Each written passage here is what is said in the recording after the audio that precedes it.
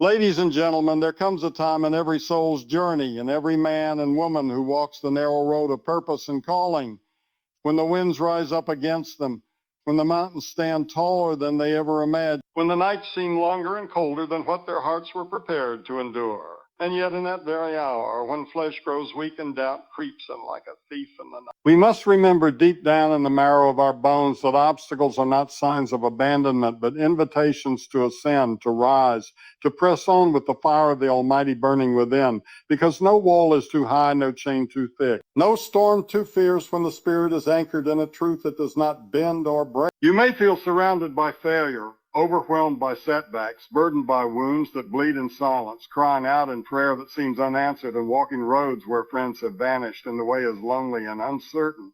But oh, listen to me now. Every stone in your path can become a step toward victory, every opposition a doorway to glory.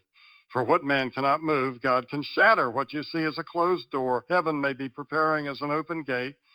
And what feels like the end could be the breaking of dawn. For the trials that test us are not tombs, but wounds birthing a stronger, wiser, unshakable version of who we are called. Do not despise the struggle, for even the mightiest oak grew against the wind. Even the diamond was formed in pressure. Even the eagle had to face the storm, and even the Son of Man had to carry a cross before he wore the crown. So when you stand before your mountain, don't tremble. Speak to it. When you kneel in your Gethsemane, don't flee. Pray through it, because greater is he that is in you than any fear that stands before you. And the God who formed the stars also formed your destiny with purpose, too precious to be drowned in the waters of despair. Let no man tell you the obstacle is your end, for every great story has a battle, every hero has a valley, every breakthrough begins with resistance. And though the world may count you out, though the enemy may laugh and point and declare your defeat, remember whose hand you hold. Remember whose name you carry. Remember whose blood redeemed you. Because if you still have breath, you still have purpose. If you still have tears, you still have passion. And if you still have faith, even as small as a mustard seed, the mountain before you is already trembling. I tell you now that there is no power in hell, no scheme of man, no weight of circumstance that can stand against a heart fully surrendered to the call of God. For the obstacle is not your grave. It is your proving ground, not your prison. It is your platform. And though the path may be rough, and the night may be long, the dawn will break, and the chains will fall, and the testimony that shall rise from your ashes will roar louder than every lie that tried to silence you, because your God is not a God of partial victory. He is the God of complete and overwhelming triumph. So rise, weary soul, rise even with trembling knees, rise even with scars, rise even if the world told you you never would. For your rising is not in your strength, but in your surrender, not in your perfection, but in your perseverance, not in the absence of fear, but in your refusal to let fear win, because those who walk by faith do not walk alone. And those who walk through fire come out not burned, but refined, not broken, but blessed, not forgotten, but crowned. Every time you choose to stand when falling would be easier, every time you speak life when death surrounds you, every time you love when you've been hated, believe when all seems lost, press forward when everything screams to turn back. You declare with heaven's thunder that no obstacle will have the final word, no giant will write your ending, no storm will wash away what God has spoken over your life, and though the battle may rage and the flesh may weaken, the spirit will rise. And your story will echo through time as one who would not be. So let the trials come, let the opposition gather, let the mountain rise and the seas roar, for the greater the battle, the greater the glory, the harder the path, the higher the call, and every obstacle you overcome will not just be your victory. It will be a light for others still trapped in the dark. It will be a trumpet blast to every soul still fighting. That yes, obstacles are inevitable, but they are not invincible. Not when God is with you, not when truth is in you, not when eternity is calling you forward. There are storms that no man can predict and no plan can prevent, storms that tear through our lives without warning, stripping us of comfort, shaking the foundations we thought were firm, drowning us in questions and fears and sorrows too deep for words. And yet it is in these very tempests, not in calm waters, that we discover whether we have anchored ourselves to what is temporary or to what is eternal. Whether we have built our house on the shifting sand or on the solid rock. For when the winds rage and the waves crash and the thunder rolls, it is not our strength, our knowledge, or our resources that will hold us firm, but faith. faith not in ourselves, but in the one who walks upon the sea and speaks peace to the storm. Faith is not a fragile thing that flees when the clouds gather or hides when lightning strikes. Faith is the unyielding cry of the soul that says, even here, even now, even in this, I will trust, I will believe. I will stand not because the storm isn't real, not because the pain isn't great, but because my God is greater, my hope is higher, my anchor is deeper than the chaos around me. And though everything else may tremble and fall, the word of the Lord shall remain unshaken, unbroken, unmovable. And when the storm howls through your family, when it tears through your health, when it rises against your future and whispers to your heart that it's over, that there is no way forward, no reason left to believe, it is then. Oh, it is then that you reach down past the surface of your circumstance, past the doubt, past the fear, past the silence, and you grab hold of the unchanging hand of the Savior, the one who never slumbers, never falters, never turns his face away, and you plant your soul in the truth that he who called you is faithful. And he who began a good work in you will carry it through the wind, through the rain, through the fire. You see, the anchor does not remove the storm, but it keeps the ship from drifting, keeps the soul from being tossed into despair, keeps the mind from surrendering to the enemy's lies. And though you may feel battered, though your sails may be torn and your vessel worn thin, if your anchor is set in Christ, if your trust is rooted in his promises, then no matter how long the night, you will not be lost, no matter how high the waves. You will not drown, no matter how loud the thunder. His voice still speaks louder. For faith is not the absence of fear, but the decision to believe in spite of it, the decision to declare it as well while the storm still rages, the decision to praise when the walls haven't fallen, the decision to believe when the answer hasn't come. The decision to sing in the midnight prison cell, the decision to raise your eyes to heaven, not because of what you see, but because of who you know. And if you know him, really know him, then you know this storm will not be your end. It will be your testimony. So when the winds come, don't curse the heavens, don't abandon the deck, don't cut the anchor and let the sea decide your fate, but stand. Stand with trembling knees if you must, but stand on the name that never fails. Stand on the promise that never returns void. Stand on the hope that goes beyond the veil, because when the storm has spent its last breath and the clouds finally break, you will still be standing.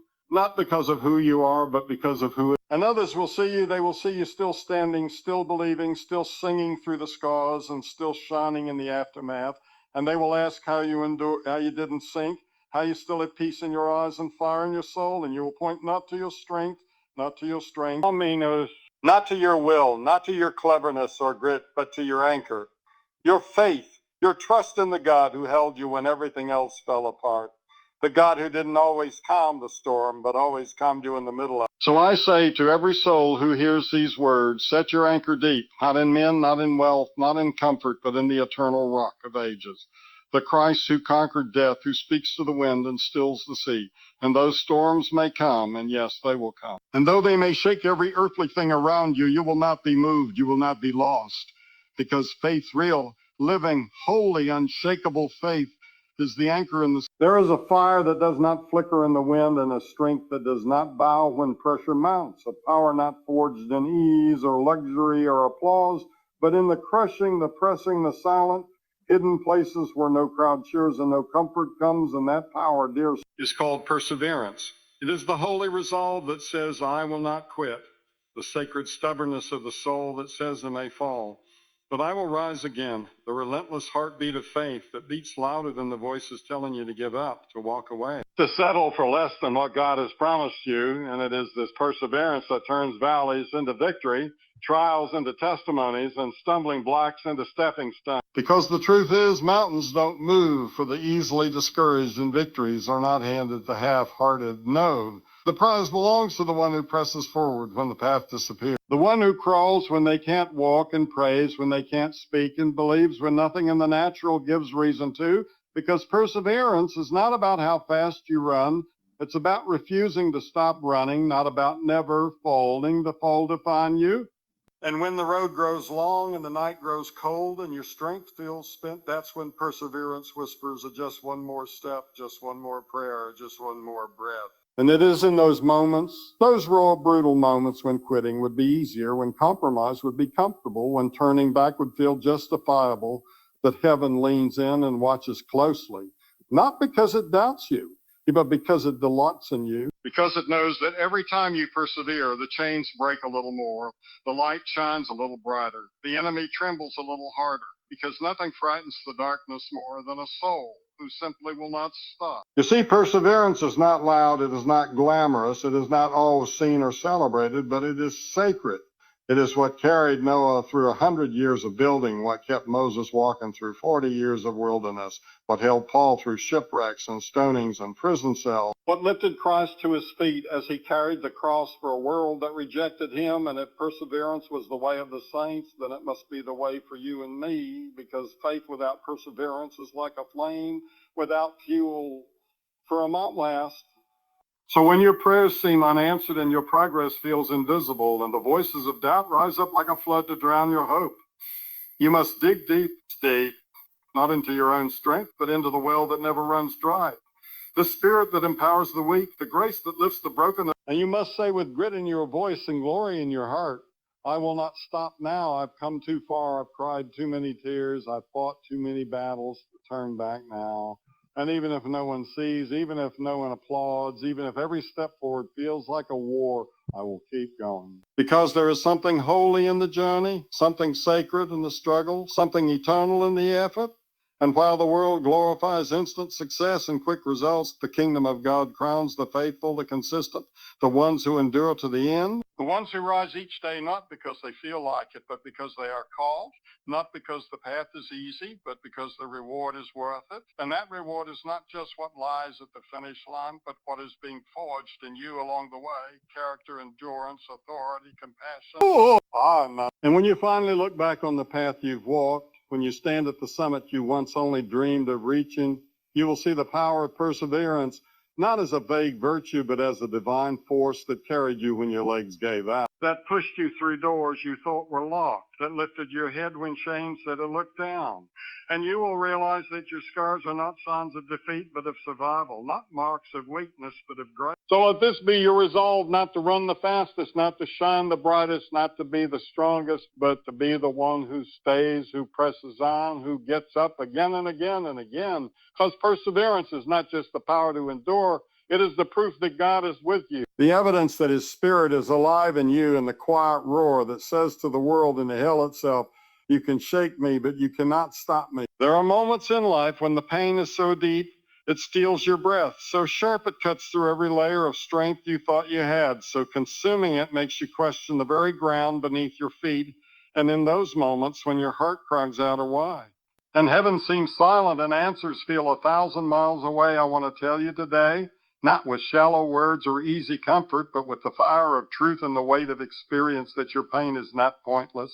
Your suffering is not wasted. Your tears are not forgotten. Because there is purpose in the pain, not always seen, not always understood in the moment, but always known to the one who sees the end from the beginning and is working through every ache, every loss, every scar to bring forth something eternal, something holy, something that cannot be broken. Because pain is not always the enemy. It can be the messenger, the refiner, the teacher, the sacred chisel in the hand of a loving God, shaping us not into what we want to be, but into what we were born to be. And though the fire may burn, it does not destroy. It purifies, it clarifies, it awakens. And while no one asks for it, no one welcomes it, it comes all the same. And when it does, it carries within it the seeds of transformation, the birth of new strength, the breaking of old chains, and the calling forth of a depth in you that comfort could never reach. You see, the enemy wants you to believe that your pain is proof that God has left you, that the silence is abandonment, that the wound is final. But the truth is that God is often the closest when he feels the farthest. He is working the most when you feel him the least. And what you think is the end may actually be the divine beginning of something far greater than you could ever imagine, because God does not waste pain. He uses it, he redeems it. He transforms it into power and praise and purpose that will echo through generations if you will let him finish what he started.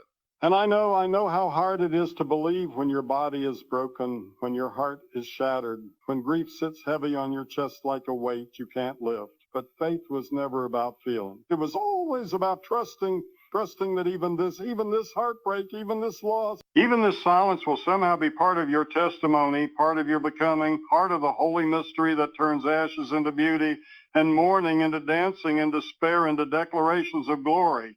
Not because of who we are, but because of who he is. He is the God who weeps with you, who walked through pain before you, who wore the crown of thorns and bore the cross, not to remove pain from your life, but to walk through it with you, to carry you when you collapse, to speak hope when you've lost all language for it, and to lift your head and show you that there's still a plan, still a purpose, still a reason your heart is beating, and that purpose is bigger than the pain that tried to destroy you. For the pain you endured will become the platform you stand on. The agony you walked through will become the anointing you carry. The breaking you thought would bury you will become the breakthrough that builds up. And your greatest wound will be the very place where God's glory shines the brightest, because in his kingdom nothing is wasted, not the loss, not the betrayal, not the sleepless nights or the bitter tears. It all gets redeemed. It all gets used. It all becomes part of the masterpiece being written through your life. And there will come a day, maybe not today, maybe not tomorrow, but a day will come when you will look back on the road you walked and you will not see pain as your prison, but as your proving ground, not as your curse, but as the place where heaven met earth and glory touched your soul and made you more like him. Not in spite of the pain, but because of it, because you chose not to give up, not to give in, not to walk away. And now you shine with a fire that only comes from walking through the furnace and coming out refined. So hold on, beloved, hold on through the ache, hold on through the darkness, through the silence, because this pain is not forever. But the purpose it is birthing will be, and though you may not understand it now, there is a day coming when the pieces will fit.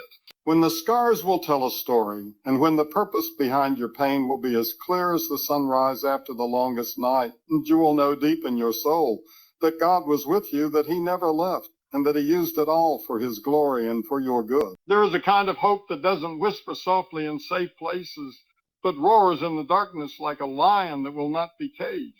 The kind of hope that isn't timid or passive or sentimental, but one that stands tall in the ashes of disappointment and declares, this is not the end. One that holds its ground when everything else has crumbled and still raises its eyes to heaven. Not because it denies reality, but because it refuses to let reality define the limits of God, because true hope is not a wish. It is a weapon. It is the sword we lift when fear closes in. The light we wield when shadows fall, the unbreakable conviction that what God has promised he will perform. Hope is the defiance of despair, the holy resistance to giving up, the battlefield stance of a soul that has seen the valley, walked through the fire, wept through the night, and still dares to say, there is something more, and this kind of hope, real raw. Rugged hope is forged not in comfort, but in conflict, not in ease, but in war, not in sunny days, but in midnight hours when prayers feel unanswered and promises seem far away. And yet the soul refuses to surrender because it knows that God is not finished, the story is not over. And even now, even here, he is working behind the scenes, weaving victory into every thread of pain. This hope is what the enemy fears most, because you can take the job, take the money, take the applause, take the safety. But if the child of God still has hope, then the battle is not over, because hope keeps praying when nothing changes. Hope keeps moving when the road is blocked. Hope keeps fighting when strength runs low, and though the hands may tremble and the tears may fall, the heart that holds on to hope becomes a fortress that no devil in hell can breach. Because hope is rooted not in circumstances, but in the character of God, and he does not fail. And hope is not silent. It speaks life into death. It sings in the silence. It testifies in the wilderness, and when others give up, when others walk away, when others say there's no point, hope still lifts its voice and says, watch what God will do, and that voice may shake, it may falter. It may cry through clenched teeth, but it speaks nonetheless, because hope does not wait for things to be perfect before it proclaims the promise. It declares it right in the middle of the mess, right in the thick of the storm, right in the face of everything that says it's over. And while the world calls that foolish, naive, delusional, God calls it faith. God calls it worship. God calls it strength. And it is that hope that raised Abraham's eyes to the stars when he had no child, that hope that made Joseph dream again in a prison, that hope that sent David running toward Goliath with nothing but a stone, that hope that held Jesus to the cross knowing Sunday was coming. Because hope is not about what you see, it's about who you believe in the unchanging, unshakable, unstoppable goodness of God. Your hope becomes more than a feeling. It becomes, and that fire will keep you warm in the cold seasons of waiting. That fire will keep you lit when the darkness tries to smother your light. That fire will draw others to your flame and ignite their hearts too. Because hope spreads, hope multiplies, hope inspires, and though you may feel weak, though your heart may be weary, when you wield hope like a weapon, You are stronger than you think, more dangerous than you know, and more victorious than you appear.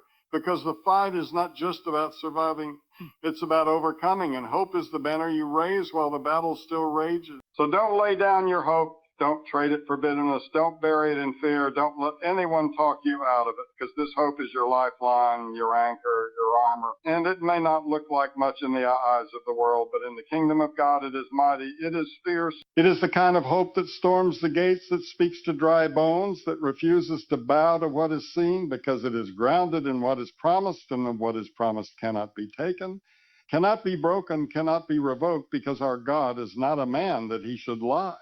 And I say to you today, if all you have left is hope, then you have more than enough. If all you can do is lift your eyes one more time, then you are still in the fight. If all you can pray is, God, help me, then heaven still hears you, because hope is never wasted, never ignored, never unseen. And when you raise it like a weapon, bloodied, weary, worn, but still raised, you send a message to every demon, to every lie, to every ounce of darkness that tried to destroy you. I still believe, and I still have hope. Victory does not fall into the laps of the comfortable or the complacent. It does not belong to the ones who wait for the perfect moment or the ones who need every question answered before they move. No, victory belongs to the courageous, to the ones who step out onto the battlefield with knees that knock and hearts that race, but eyes that burn with the fire of conviction. The ones who look at the giants and the odds and the impossibilities and still say, God is with. Because courage is not about being fearless. It's about trusting more than you tremble, standing even when your soul shakes, and choosing faith over fear again and again and again. Because courage doesn't always look like a roar. Sometimes it's a whisper that says, I'll try again tomorrow. Sometimes it's a single step when you don't know what comes next. Sometimes it's holding the line when everything in you wants to flee.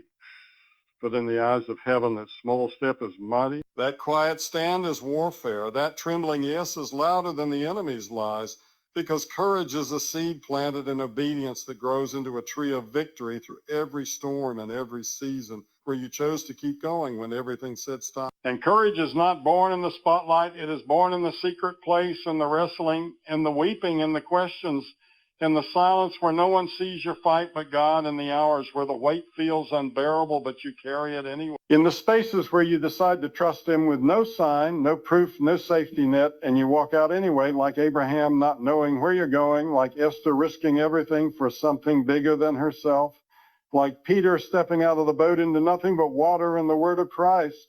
Because the courageous are not the ones who never fail, the ones who rise after every failure, who learn from the fall, who let the fire refine but not define them.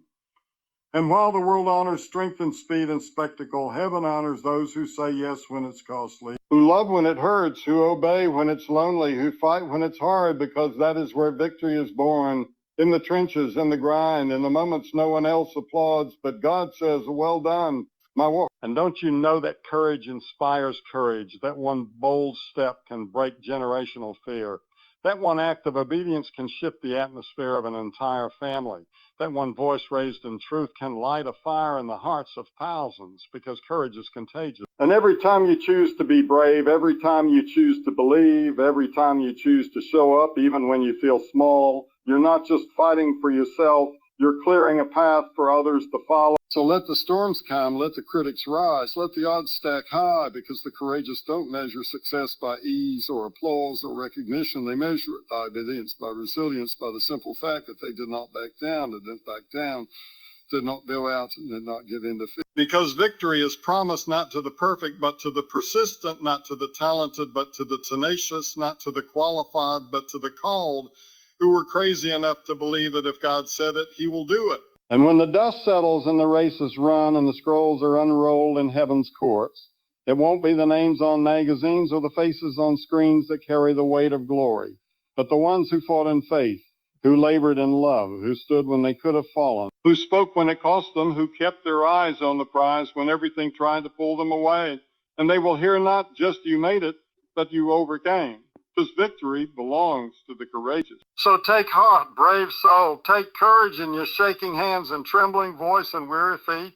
And know that every step you take in faith, every act of courage, Every bold prayer, every silent sacrifice is painting a path toward a victory that is not just yours, but a victory that will echo in eternity. It will shake the gates of hell and declare to the world that courage is not dead, faith is not fragile, and victory, true, eternal, unshakable victory, belongs to the courageous.